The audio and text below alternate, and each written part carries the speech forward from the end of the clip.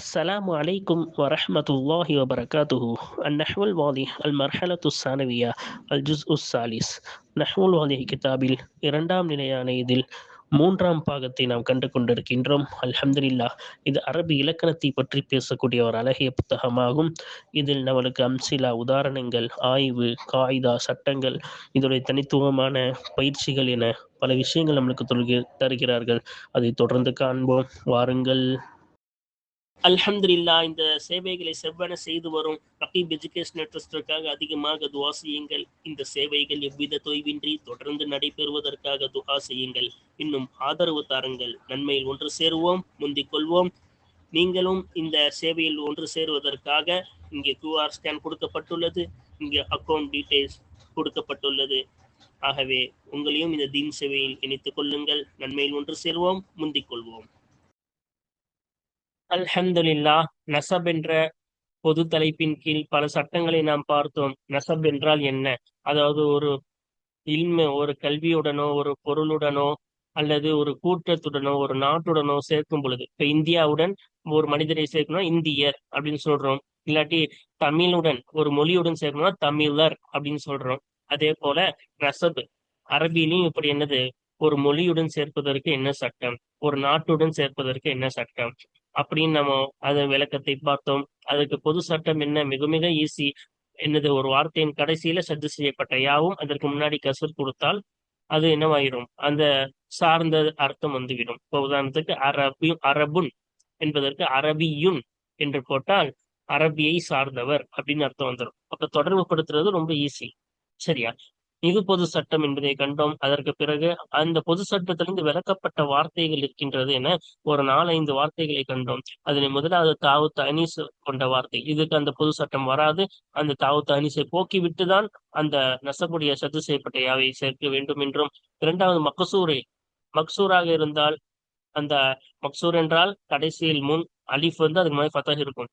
அவ்வாறு இருந்தால் அந்த அலிஃப் எத்தனாவது எழுத்தாக வர வேண்டும் என்று கவனிக்க வேண்டும். 3வது எழுத்தாக இருந்தால் அதுக்கு வாவாக மாற்ற வேண்டும். 4வது எழுத்தாக இருந்து அந்த அலிஃப் 4ஆக இருந்து 2வது எழுத்து சுக்கூனாக இருந்தால் அதை போக்குவது கூடும். அந்த அலிஃபை போக்கலாம், அல்லது அந்த அலிஃபை வாவாக மாற்றலாம். அல்லது 4வதாக இருந்து அந்த அலிஃப் 4ஆக இருந்து 2வது எழுத்து அதில் ஹரக்கத் பெற்றதாக இருந்தாலோ, அல்லது அந்த அலிஃப் 5வதாக அல்லது 6வது எழுத்தாக இருந்தாலோ அந்த அலிஃபை கண்டிப்பாக போக்க வேண்டும். போக்க பிறகுதான் இந்த சத்து செய்த நசபுடைய யாவை சேர்க்க வேண்டும் என்றும். மன்கூஸாக இருந்தால், மன்கூஸ்னா கடைசியில யா அதுக்கு முன்னாடி கசர் இருக்கும், அதுக்கும் இதே சட்டம் தான். அந்த யா அந்த வார்த்தையின் கடைசியில் 3வதாக வந்தால் அந்த யாவை வாவாக புரட்ட வேண்டும், அதுக்கு முன்னாடி ஃபத்தஹ் கொடுக்க வேண்டும். 4வதாக வந்தால் அந்த யாவை போக்கலாம், அல்லது அந்த யாவை வாவாக மாற்றலாம். அல்லது 5வதாக 6வதாக வந்தால் அந்த யாவை கண்டிப்பாக போக்க வேண்டும் என்றும். அதற்கு பிறகு அந்த சத்து செய்யப்பட்ட யாவை சேர்த்து நசபுடைய யாவை சேர்த்துக் கொள்ள வேண்டும் என்றும். அதற்கு பிறகு மம்தூதை பார்த்தோம். மம்தூதில் அந்த மம்தூத் என்றால் அம்சா இருக்கும், இறுதியில் அம்சா இருக்கும், அதுக்கு முன்னாடி அலிஃப் இருக்கும் என்பதை கண்டோம் அல்லவா? அந்த அம்சாவுக்கு 3 நிலைமை. அம்சா தனிசுக்காக வந்தால் அதை வாவாக மாற்ற வேண்டும் என்றும். அந்த அம்சா அசல் எழுத்தாக இருந்தால் ஃபாக்கலிமா கலிமா, அந்த லாம் கலிமா என்று அசல் எழுத்துகளில் வந்தால் அந்த அம்சாவை அம்சாவாகவே படிக்க வேண்டும் என்றும்.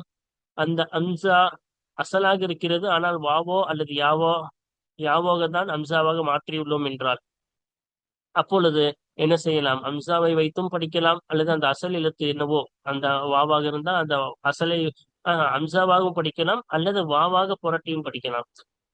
அது 2 தான். அம்சாவாக படிக்கலாம் அல்லது வாவாக புரட்டி படிக்கலாம் என்றும். இறுதியாக சத்து செய்யப்பட்ட யா வந்தால் என்ன செய்ய வேண்டும் என்றும், அதற்குடைய நசபு தொடர்புபடுத்தக்கூடிய சட்டங்கள் என்னவென்று நாம் தெளிவாக பார்த்து விட்டோம். இது நீண்ட சட்டங்கள், ஒவ்வொன்றுக்கும் ஒவ்வொரு பாடத்தை நாம் தெளிவாக கண்டுவிட்டோம். இந்த 5-6 பாடங்கள் மொத்தமாக சேர்த்து அதற்கான பயிற்சிகளும் கேள்வி பதில்களும் தான் இப்பொழுது தொடர்ந்து காண இருக்கின்றோம். வாருங்கள், அதை நாம் என்ன செய்வோம், தொடர்ந்து பார்ப்போம். அல்ஹம்துலில்லாஹ். தம்ரீனாத்துன் பயிற்சிகள். இப்பொழுது நாம் கேள்வி பதில்களை முடித்து விட்டோம். பிறகு நமூதஜின் எடுத்துக்காட்டு முடித்து விட்டோம். இப்பொழுது பயிற்சிகளை ஆரம்பிக்க போகிறோம். கிட்டத்தட்ட நிறைய கொடுத்துள்ளார்கள். ஏனென்றால் பாடம் 5-6 பாடம் என்பதால் 30 பயிற்சிகள் கிட்ட நம்மளுக்கு கொடுத்துள்ளார்கள். வாருங்கள், அந்த பயிற்சிகளை தொடர்ந்து நாம் காண்போம். பாருங்க, முதலாவது பயிற்சி உன்சுப் இலல் அஸ்மா இல் ஆத்தியத்தி. பின்வரும் பெயர்ச்சொல்களின் பக்கம் தொடர்பு படுத்து. பின்னாடி 8 பெயர்ச்சொல்கள் கொடுத்திருக்காங்க, அதனோட என்ன செய்யணும், நம்ம தொடர்பு படுத்தணும். இப்ப ஃபர்ஸ்ட் பாத்தீங்கன்னா அசுருன். அசுர் என்றால் காலம் என்று சொல்லலாம், இல்லை என்றால் மாலை நேரம் இரண்டிற்கும் சொல்லலாம். பரீதுன் என்றால் தபால் அஞ்சல். அது ஹிசாபுன் என்றால் கணக்கு. அதபுன் என்றால் என்னது, ஒழுக்கம்.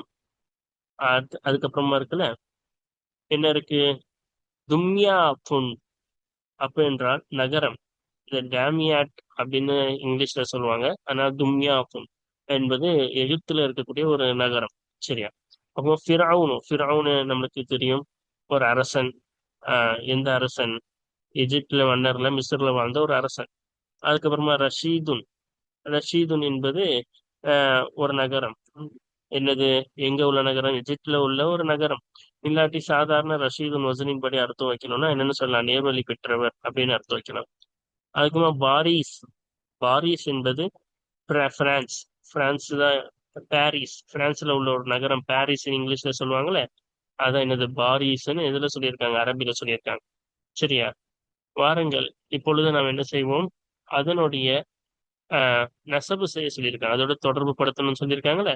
அப்போ வாங்க அதை தொடர்பு படுத்தி நம்ம பார்ப்போம்.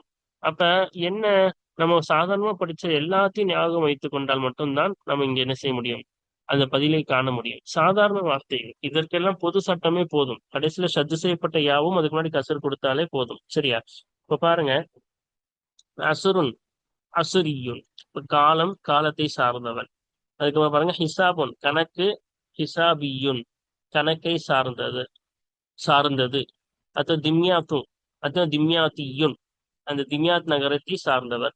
ரஷீதுன் நேர்வழி பெற்றவர். ரஷீதியுன் நேர்வழி பெற்றவரை சார்ந்தவர். இல்ல ஊருன்னு வச்சா அந்த ரஷீத் நகரத்தை சார்ந்தவர்.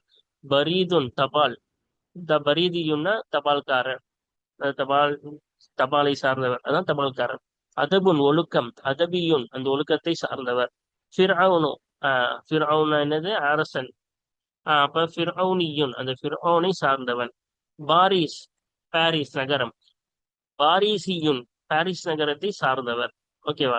அப்ப இதெல்லாம் நல்லா பாருங்க, கடைசியில சத்து செய்யப்பட்டயா மட்டும்தான் சேர்த்தோம், அதுக்கு முன்னாடி கசரு சேர்த்தோம். அப்படின்னு சேர்த்துட்டாவே அந்த ஊரோட அந்த இதோட நம்ம என்ன செஞ்சிட்டோம், தொடர்பு படுத்திட்டோம்னு நடத்துவோம். இது பொது சட்டம். ஸ்டார்டிங் ஃபர்ஸ்ட் படிச்சோம்ல பாடம், அந்த பாடத்துடைய சட்டம். இப்ப அடுத்து பாருங்க, ரெண்டாவது பயிற்சி என்ன கேக்குறாங்க. ஆஹ் ரெண்டாவது பயிற்சி, பையினில் மன்சூப இலைஹி இலிகுல்லி மன்சூபின் நிம்மாயத்தி. அப்ப மன்சூபிலிஹி விளக்கு, ஏன்னா அரபிலே மனப்பாடம் பண்ண சொல்லிட்டோம், அதனால என்னது மன்சூபிலிஹி அரபிலே மனப்பாடம் பண்ணிடுறோம். சரியா. மன்சூபிலிஹி விளக்கு லிகுல்லி மன்சூபின் மிம்மா ஏத்தி, பின்வரும் ஒன்றிலிருந்து ஒவ்வொரு மன்சூபையும், ஒவ்வொரு மன்சூபுக்கும் மன்சூபிலிஹி விளக்கு. இப்ப பின்னாடி மன்சூப் கொடுத்துட்டாங்க. அப்ப அதான் சொல்றாங்க, ஒவ்வொரு மன்சூபுக்கும் மன்சூபிலிஹி விளக்கு. அப்ப மன்சூப்னா என்ன, இந்த யாவை சேர்த்துட்டோம்னா அந்த வார்த்தை மன்சூப் ஆயிரும். அந்த யா இல்லாம இருந்துச்சுன்னா அதுக்கு பேர் மன்சூபிலிஹி. இப்ப எல்லாத்துலயும் திமிஷ்கியும் லண்டனியும் ஹஜரியும் என்ன செஞ்சுட்டாங்க, யா சேர்த்து சொல்லிட்டாங்க, இதெல்லாம் மன்சூப். இப்ப யா இல்லாம எப்படி வரும், யா இல்லாம அதோடைய அசல் மன்சூபிலிஹி அதான் என்னன்னு கேக்குறாங்க. சரியா. நம்ம வாருங்கள் இதோடைய அர்த்தத்தை பார்த்து விட்டு நம்ம என்ன செய்வோம், அவங்க சொன்னதுக்கு பதில் சொல்லுவோமா. இப்ப பாருங்க, ஃபர்ஸ்ட் என்ன வருது, ஹதீதியுன் இரும்பை சார்ந்தவர். சரியா. ஹஜரியுன் கல்லை சார்ந்தவர். அதுக்கப்புறம் முலரியுன் முலர் கோத்திரத்தை சார்ந்தவர். ஹவரியுன் நகரத்தை சார்ந்தவர். திமிஷ்கியுன் திமிஷ் நகரத்தை சார்ந்தவர். லண்டனியுன் லண்டன் நகரத்தை சார்ந்தவர். ஹாஷிமியுன் ஹாஷிம் கோத்திரத்தை சார்ந்தவர். சீனியுன் அப்பனா சீன தேசத்தை சார்ந்தவர். அப்ப வாருங்கள், இது மன்சூப் இது கொடுத்திருக்காங்க.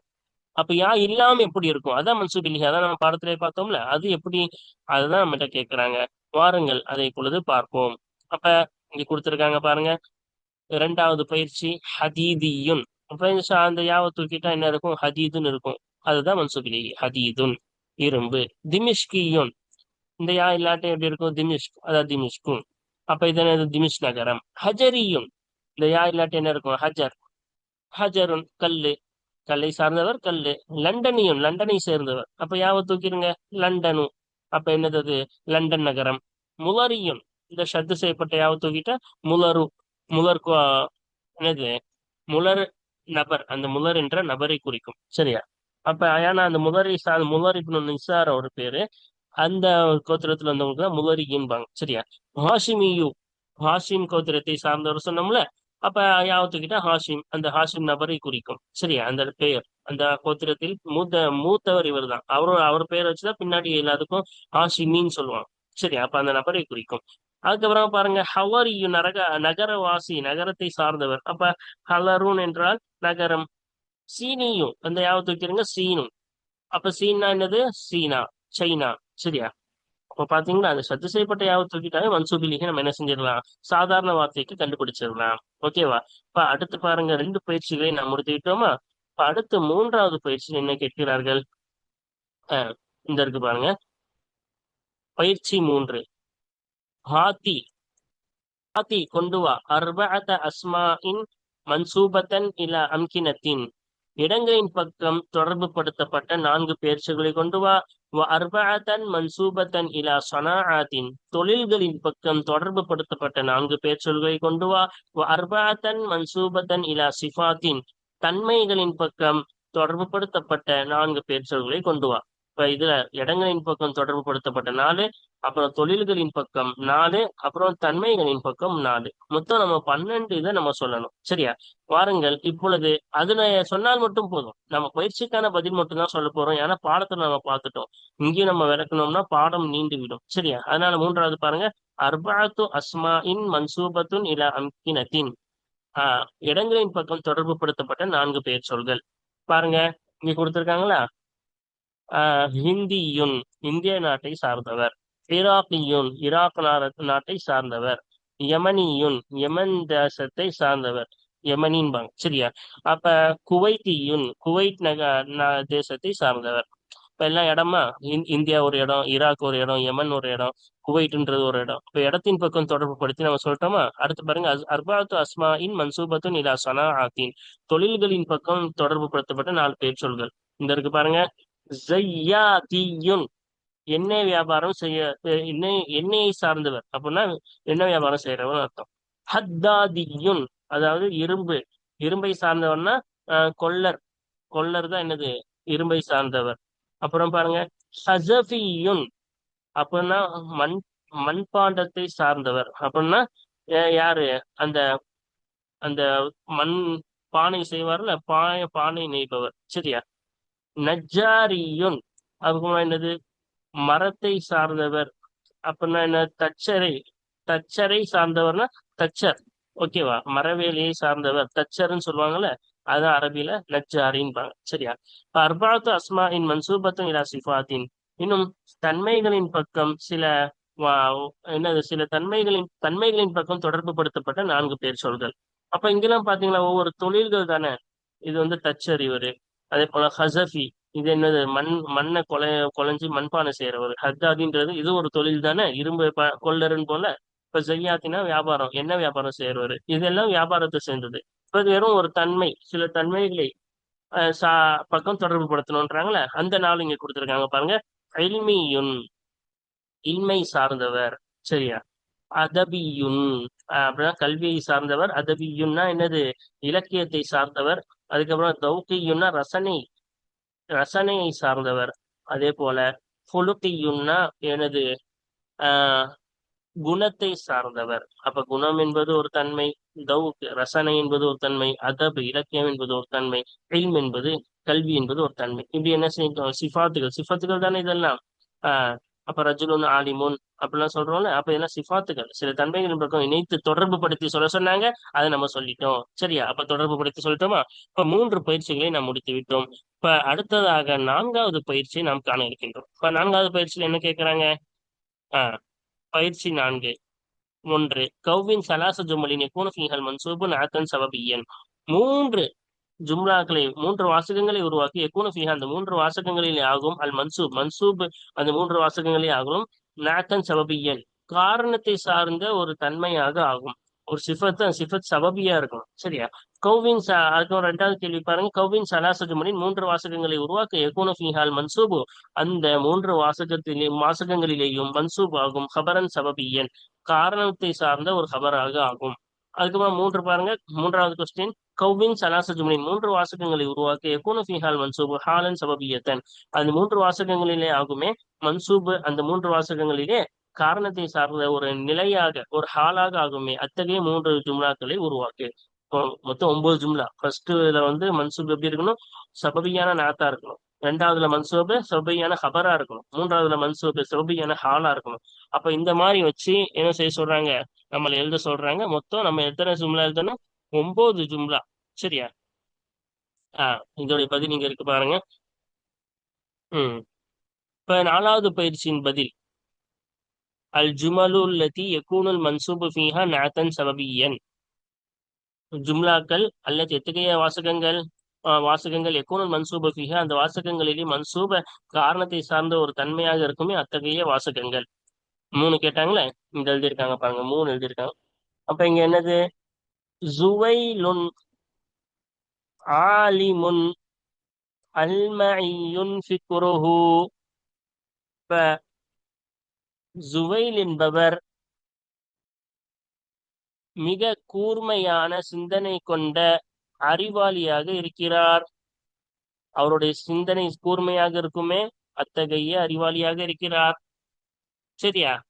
அப்ப இங்க பாருங்க, எப்படி வந்திருக்கு? அல்மஇயுன் என்பது நேரத்தே சபபி தானே. அவருடைய சிந்தனை கூர்மையா இருக்கனால தானே அறிவாளியா இருக்காரு.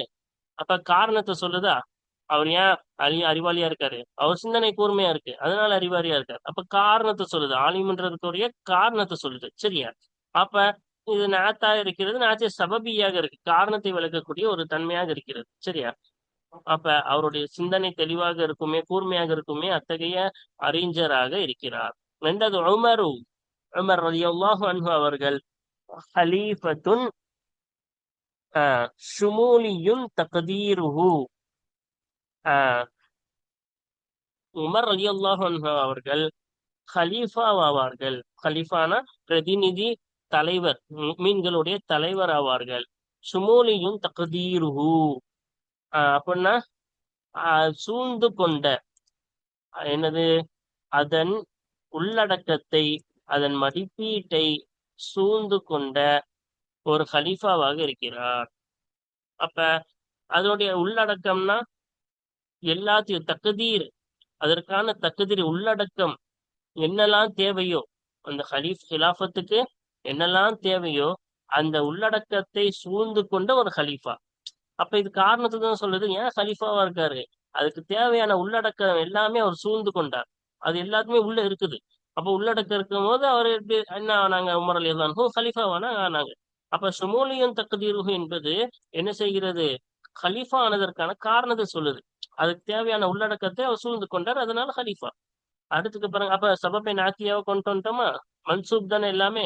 தசீது, அந்த மன்சூபுடைய யாவை கவனிச்சுட்டே வரணும். அந்த சிஃபத்துல என்ன இருக்கு? மன்சூபுடைய யா இருக்கு. ரெண்டாவது எதையும் கவனிக்கணும், அது சபபியாவும் இருக்குன்றத கவனிக்கணும். அதுக்கப்புறமா பாருங்க, குசையிருன் ஷாயிருன் உதுரியுன் ஷஅருஹு. அவருடைய கவிதை. சரியா? அவருடைய கவிதை காதலை சார்ந்ததாக இருக்குமே. அவருடைய கவிதை என்னவாக இருக்கும்? காதலை சார்ந்ததாக இருக்குமே அத்தகைய கவிஞராக இருக்கிறார். அப்ப உதுரியுன் என்பது இங்க நம்ம தெரிஞ்சுக்கணும், நிறைய வகையான கவிதைகள் இருக்கு. சரியா? இப்ப எப்படின்னா, கசல் கவிதைகள் என்பார்கள், காதல் கவிதைகள் பாடுவது. அதே போல ஹமாஸ் என்பார்கள், போரை பற்றி பாடுவது. ஹிஜா என்பார்கள், அதாவது மற்றவர்களை தாக்கி பாடுவது. தாசியத் இருக்கிறது, தஹ்னியத் இருக்கிறது, பல வகை இருக்கிறது.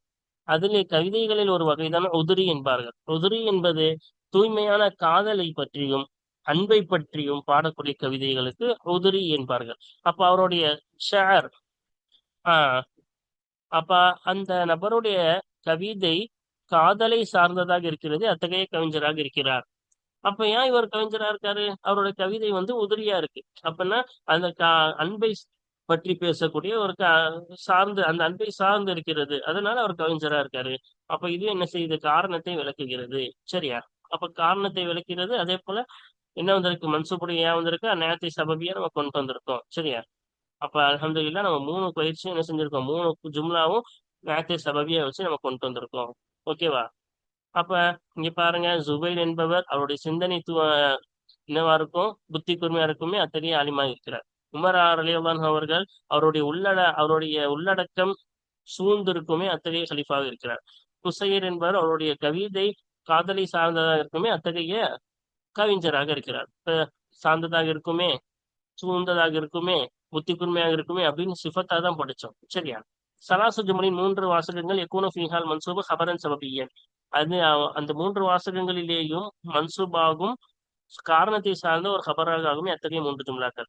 இப்ப 3மே என்னவா இருக்கும்? ஆஹ் சபபியான ஹபரா இருக்கும். பாருங்க, மேல சொன்னதே தான் திருப்பி கொண்டு வந்திருக்கோம். மௌசூப் சிஃபத்தா இல்லாம இங்க என்ன செஞ்சிருக்கோம்? வெறும் ஹபரா மட்டும் கொண்டு வந்திருக்கோம். ஜுவைலுன் என்பவர் அல்மஇயுன் ஃபிக்ருஹு, அவருடைய சிந்தனை என்னது கூர்மையானதா இருக்கும். அப்ப பாருங்க, ஹபர் ஜுவைல் என்பவர் அவருடைய சிந்தனை கூர்மையானதா இருக்கும். அப்ப இங்க ஹபர் என்னவா இருக்கு? அஹ் அஹ் சபபியா இருக்கா? காரணத்தை விளக்குதா? அவர் எப்படி ஆலிமுக்கான காரணத்தை விளக்குதா? உமர் அலி அல்லாஹ் என்னது? உமர் அலி அல்லாஹு சுமூலியும் தகுதீருஹு, அவருடைய உள்ளமை, அவருடைய சிந்தனை, அவருடைய உள்ளமை சூழ்ந்ததை சார்ந்தவராக இருக்கிறார். அப்ப அவருடைய உள்ளடக்கம், அவருடைய மதிப்பீடு, அந்த மதிப்பீடை சூழ்ந்தவராக இருக்கிறார்கள். சரியா? அப்ப உமர் அலி அல்லாஹ் ஹலீஃபா இருக்கிறதுக்கான காரணம் ஹபராக வந்திருக்கிறது. சரியா? இப்ப குசையருன் உதிரியும் ஷாருஹு, அவருடைய கவிதை என்னவாக இருக்கிறது? காதல் கவிதையாக இருக்கிறது, தூய்மையானதாக இருக்கிறது. சரியா? தூய்மையை சார்ந்ததாக இருக்கிறது. இப்ப இந்த ஹபர் எப்படி வந்திருக்கும்? இங்க சிஃபத்தா கொண்டு வரல, ஹபரா கொண்டு வந்திருக்கும், சபபியான இருக்கிறது. ஓகேவா? அடுத்து பாருங்க, சலாசு ஜுமலின் யகுனு ஃபீஹால் மன்சூபு ஹாலன் சபபியத்தன். 3 வாசகங்கள், அந்த 3 வாசகங்களிலே மன்சூபு காரணத்தை சார்ந்த ஹாலாக இருக்குமே அத்தகைய 3 வாசகங்கள். அப்ப இதுல மன்சூப் வரணும், அது ஹாலா வரணும், அது காரணமா வரணும். சரியா? அப்ப பாருங்க, ஜாவரனா ரஜுலு சூரியன் வாலிதுஹு. அப்ப அவருடைய தந்தை சிரியா நாட்டை சார்ந்தவராக இருப்பாரே, சார்ந்திருக்கக்கூடிய நிலையில் ஒரு மனிதர் அஹ் எங்களுக்கு அண்டை வீட்டாராக வந்தார். ஒரு மனிதர் எங்களுக்கு அண்டை வீட்டாராக வந்தார். சூரியன் வாலிது, அவருடைய தந்தை சுரியா நாட்டை சார்ந்தவராக இருக்கும் நிலையில். அப்ப அந்த மனிதர் எங்க வீட்டுக்கு அண்டை வீட்டாரா வந்தாரு. காரணம் ஏன்? இவர் ஏன் நம்ம வீட்டுக்கு அண்டை வீட்டாரா வந்தாரு? அவருடைய தந்தை சிரியா நாட்டை சார்ந்தவர். அதனால தந்தைக்கு இது சொந்த ஊருனால இவர் நம்ம வீட்டுக்கு பக்கத்துல வந்துட்டார்.